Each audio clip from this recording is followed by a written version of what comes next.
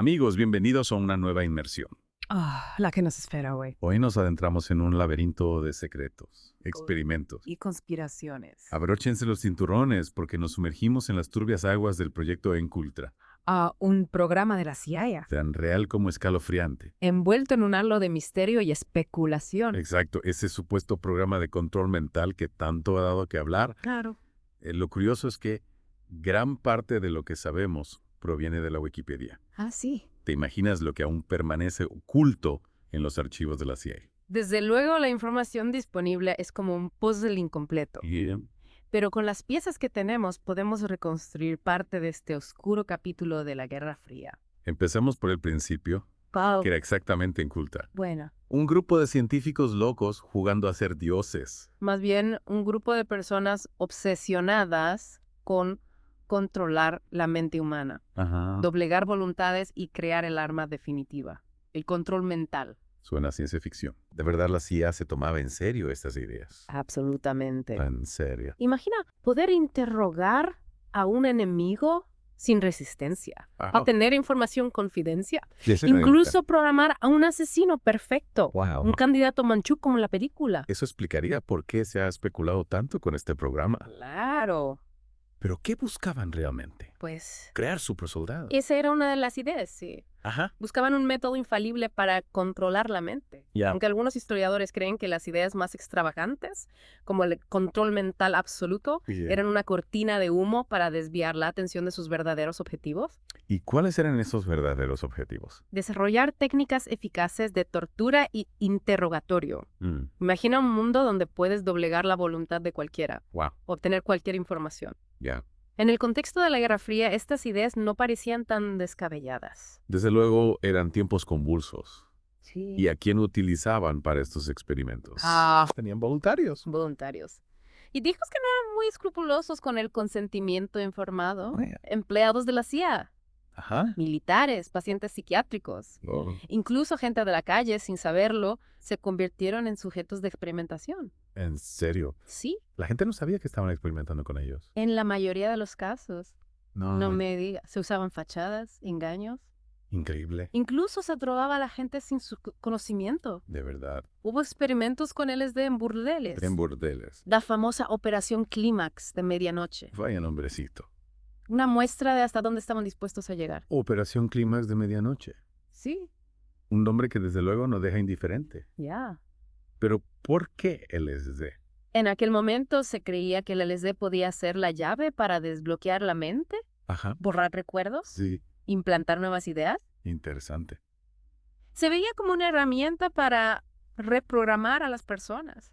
¿Y qué pasó con todos esos experimentos? ¿Funcionó el LSD como esperaban? En absoluto. Claro. De hecho, el LSD resultó ser demasiado impredecible. Ya miro. En lugar de control mental, lo que encontraron fueron reacciones imprevisibles. Claro. Psicosis, daños psicológicos irreversibles. Menudo desastre. Totalmente. ¿Qué otros métodos utilizaban aparte del LSD? Bueno, digamos que el LSD era solo la punta del iceberg. Exploraron la hipnosis para manipular la memoria, la terapia electroconvulsiva para resetear la mente, Wow. la privación sensorial para debilitar la voluntad. Increíble. Incluso se experimentó con radiación y con diversos tipos de tortura física y psicológica. Suena aterrador. Sí, Desde luego. Y todo esto sí. ocurría solo en Estados Unidos. ¿No? Los tentáculos de Encultra se extendían mucho más allá de las fronteras estadounidenses. ¿Es serio? De hecho, uno de los capítulos más oscuros de este programa tuvo lugar en Canadá, ¿En Canadá? en el Allen Memorial Institute de Montreal. ¿Qué ocurrió en Canadá? Pues imagínate un lugar donde la mente humana se convierte en un campo de batalla, Uf. donde se intenta borrar la identidad de una persona Madre mía. para reconstruirla desde cero. Me estás poniendo los pelos de punta. Ya. ¿De qué estás hablando exactamente? En Canadá entra en escena un personaje siniestro, el Dr. Donald Ewan Cameron, Ajá. un psiquiatra escocés reclutado por la CIA para llevar a cabo experimentos aún más radicales. ¿Qué tipo de experimentos? Cameron creía que podía curar la esquizofrenia borrando la mente del paciente y reprogramando su personalidad. Wow. Para ello utilizaba una combinación de drogas, terapia electroconvulsiva a niveles brutales Increíble. y privación sensorial extrema. ¿Y qué resultados obtuvo con estos métodos? Bueno, ¿Consiguió curar a alguien? más bien al contrario. Vaya. Sus pacientes sufrieron daños irreparables. Amnesia, pérdida del habla, incapacidad para reconocer a sus familias. Madre mía. Un precio demasiado alto por un experimento fallido. Es increíble que este tipo de experimentos se pudieran llevar a cabo con total impunidad. Ya te digo, ¿Cómo es posible que nadie hiciera nada para detenerlos? durante mucho tiempo, Encultra operó en la más absoluta clandestinidad. Claro. Protegido por el secretismo gubernamental. Ya. Pero a principios de los 70, algunos periodistas empezaron a destapar las actividades ilegales de la CIA. ¿Y qué ocurrió entonces? Bueno, pues, Se hizo justicia. no exactamente. En 1973, el director de la CIA, Richard Helms, ordenó destruir todos los archivos relacionados con Encultra. ¿Y tú las pruebas? Sí. No me sorprende. Imagina la cantidad de información que se perdió para siempre. Pero, ¿cómo se descubrió entonces la verdad sobre Encultra? Afortunadamente, algunos documentos sobrevivieron a la purga. Menos mal. En 1975, el Comité Church del Senado de Estados Unidos publicó un informe que revelaba al mundo la existencia de Encultra. La prensa se hizo eco del escándalo y la opinión pública se indignó. ¿Y qué pasó con los responsables de Encultra? Pagaron por sus crímenes. Lamentablemente, la destrucción de la mayor parte de la documentación dificultó la investigación. Claro. Muchos de los responsables nunca fueron juzgados. Increíble. Sí. Pero al menos el mundo conoció la verdad sobre Encultra. Eso sí, ¿Hay algún caso particular que destaque por su gravedad? sin duda, el caso del Dr. Frank Olson, un bioquímico del ejército que trabajaba para la CIA Sí. en 1953, durante un retiro con colegas, Ajá. le administraron LSD sin su consentimiento. Increíble. 9 días después. Sí. Olson murió al caer desde la ventana de un hotel en Nueva York. Un suicidio. Esa fue la versión oficial. ¿O hay algo más detrás de su muerte? La CIA siempre mantuvo que fue un suicidio provocado por una crisis psicótica inducida por el LSD. Ya. Pero la familia de Olson siempre ha sospechado que fue asesinado porque sabía demasiado sobre las actividades ilegales de la CIA. Un misterio sin resolver. Desde luego. ¿Y qué pasó con la familia de Olson? Pues mira. Consiguieron justicia. En 1965, el gobierno de Estados Unidos llegó a un acuerdo extrajudicial con la familia Olson. Ajá. Les pagó $70,000 en dólares y les ofreció una disculpa formal. Una disculpa formal. Sí. Y una importante suma de dinero. Sí, Un intento de silenciar el escándalo. es posible. Ya. Lo cierto es que la muerte de Olson sigue siendo un misterio. Claro. Un recordatorio de lo turbio y peligroso que puede ser el mundo del espionaje. Un recordatorio de que la verdad a veces puede ser más extraña que la ficción. Desde luego. Y con esta inquietante reflexión, Sí. concluimos la primera parte de nuestro deep dive en el proyecto Encultra. Ajá. Retomando nuestro viaje por los laberintos de Encultra, hay que decir que este programa no se limitó a experimentos con LSD y técnicas de interrogatorio. Sus Ujú. tentáculos se extienden a otros ámbitos, Así. incluso al mundo del crimen organizado. Crimen organizado. La CIA colaborando con mafiosos. Pues aunque parezca increíble, Esto suena a película de gángsteres. hay evidencias de que la CIA trabajó con figuras de Lampa, ¿En serio? como el famoso Sam Giancana, Ah, para intentar eliminar a Fidel Castro. ¿en serio? ¿Y qué papel jugaba Encultra en todo esto? La idea era usar técnicas de control mental para convertir a alguien cercano a Castro en un asesino, Vaya. un arma humana sin voluntad propia. Increíble. Incluso se barajó la posibilidad de usar a un antiguo amante de Castro, Sí. Marita Lorenz. Convertir a una mujer en una asesina programada. Pues sí, ¿De verdad pensaron que eso de funcionaría? verdad es que suena descabellado, Ya te digo. ¿verdad? El plan nunca se llevó a cabo. Menos mal. Pero la mera posibilidad de que la CIA considerara usar Encultra para un magnicidio es escalofriante. Desde luego, no parece el guión más fiable para un plan de asesinato. No. Pero hablando de personajes controvertidos, Sí, ¿hay alguna conexión entre Encultra y el mundo del espectáculo? curiosamente sí.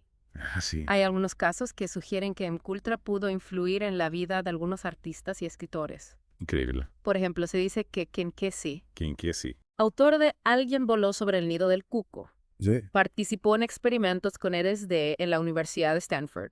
El mismo Ken Kesey que lideraba a los Merry Pranksters. Exactamente. Que aquellos hippies que viajaban en un autobús psicodélico. Y se cree que sus experiencias con el LSD durante los experimentos de Encultra influyeron en su obra y en su visión del mundo. Es fascinante cómo un programa secreto de la CIA pudo tener un impacto en la cultura popular. Sin duda, es una muestra de cómo los tentáculos de MKUltra se extendían mucho más allá de los laboratorios. Ya, ¿verdad? Hay teorías que relacionan MKUltra con el movimiento hippie y la contracultura de los años 60.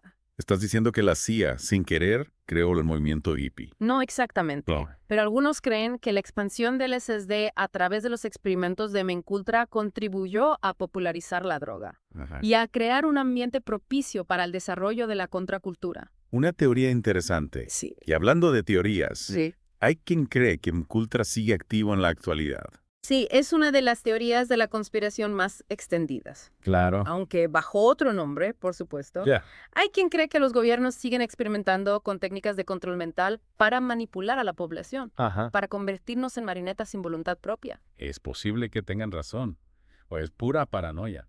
Es difícil saberlo con certeza. Ya. El secretismo que rodea a los servicios de inteligencia hace que sea casi imposible confirmar o desmentir este tipo de teorías. Claro. Lo que sí sabemos es que MKUltra sentó un precedente peligroso. Sí. Demostró que los gobiernos son capaces de traspasar los límites de la ética en nombre de la seguridad nacional. Un precedente que nos obliga a estar alerta y a cuestionar siempre las acciones de aquellos que ostentan el poder. Exactamente. La mejor defensa contra el control mental, sea real o imaginario, es la información, el pensamiento crítico y la defensa de las libertades individuales. Con esta reflexión, llegamos al final de la segunda parte de nuestro viaje a través de los laberintos del proyecto MKUltra. Un viaje a través de la paranoia, la manipulación y los abusos de poder que nos recuerda que la verdad, a menudo, se esconde en las sombras. Pero aún no hemos terminado. No. En la tercera y última parte, analizaremos las consecuencias legales de MKUltra, las demandas de las víctimas y el legado de este oscuro capítulo de la historia. Y retomamos la última parte de esta inmersión en el proyecto MKUltra. Ya hemos visto un montón de cosas Sí, un montón. de este proyecto tan turbio. Desde luego. Y en esta última parte vamos a hablar un poco de las consecuencias, ¿no? Porque esto tuvo que tener consecuencias. Por supuesto, las revelaciones sobre MKUltra no solo generaron indignación pública, Sí. sino que también tuvieron repercusiones legales. Claro, la gente. Muchas víctimas. Claro. Al descubrir lo que les habían hecho, decidieron luchar por justicia. Es lógico, ¿no? Después de sufrir esos abusos, Por supuesto. buscar una reparación por parte del gobierno Claro. era lo mínimo que podían hacer. Efectivamente, aunque no fue fácil. Nada, me imagino. El gobierno de Estados Unidos intentó por todos los medios eludir su responsabilidad, Claro. escudándose en el secretismo, Sí. la seguridad nacional Ajá. y la dificultad de probar los daños. Las clásicas, ¿no? Las Sí. clásicas tácticas para evitar rendir cuentas. Totalmente. ¿Hubo alguna víctima que consiguiera justicia? Algunos lo lograron, Así. aunque con grandes dificultades. Ya. El caso más conocido es el de la familia de Frank Olson. Sí, ese es el que nos dejó a todos con muchísimas preguntas. Sí. Consiguió la familia demostrar que la CIA lo asesinó. No, lamentablemente no. Ya. La muerte de Olson sigue siendo un misterio. Ya. A pesar de las sospechas, nunca se pudo probar la implicación directa de la CIA. Ya veo. Sin embargo, en un intento por acallar el escándalo, Sí. el gobierno llegó a un acuerdo extrajudicial con la familia en 1975. ¿En qué consistió ese acuerdo? El gobierno les pagó $7.650,000 Ah. y les ofreció una disculpa formal por haber drogado a Olson sin su consentimiento. O sea, una admisión implícita de culpabilidad. Sí, Pero nunca reconocieron explícitamente su responsabilidad en la muerte de Olson. correcto. Una forma de cerrar el caso sin asumir toda la responsabilidad. Exactamente. ¿Y qué ocurrió con las demás víctimas de MKUltra? Algunas también recibieron compensaciones, Sí. pero muchos casos fueron desestimados Ya. porque los tribunales consideraron que no se podía demostrar una relación directa entre los experimentos y los daños sufridos. O sea que la mayoría de las víctimas no obtuvo una verdadera justicia. Así es, el secretismo, Claro. la destrucción de documentos. Ajá. Y la dificultad para probar los daños contribuyeron a la impunidad de muchos responsables. Increíble. Y lo más preocupante es que el legado de MKUltra sigue presente. ¿A qué te refieres? MKUltra sentó un precedente peligroso al mostrar que los gobiernos pueden cruzar los límites de la ética en nombre de la seguridad nacional, Ya veo. aunque oficialmente se cerró en 1973. Sí. Muchos temen que este tipo de experimentos continúen en secreto. Una idea inquietante, ¿eh? Sí. ¿Cómo podemos protegernos de este tipo de abusos? La mejor protección es la información, Sí. la transparencia y la vigilancia constante de las acciones de nuestros gobiernos. Debemos ser conscientes de los peligros del control mental, la manipulación y la tentación de sacrificar la libertad por la seguridad. MKUltra es un recordatorio de que la libertad exige una vigilancia constante. Exacto. La defensa de nuestros derechos y libertades es una responsabilidad que no podemos delegar. Pues nada, con esta reflexión final, damos por concluida esta inmersión en el proyecto MKUltra. Muy bien. Un tema apasionante, la verdad. Desde luego. Y bueno, ya sabéis, si queréis saber más, podéis consultar las fuentes que hemos utilizado para este Deep Dive. Por supuesto. Y hasta la próxima. Hasta luego. Chao.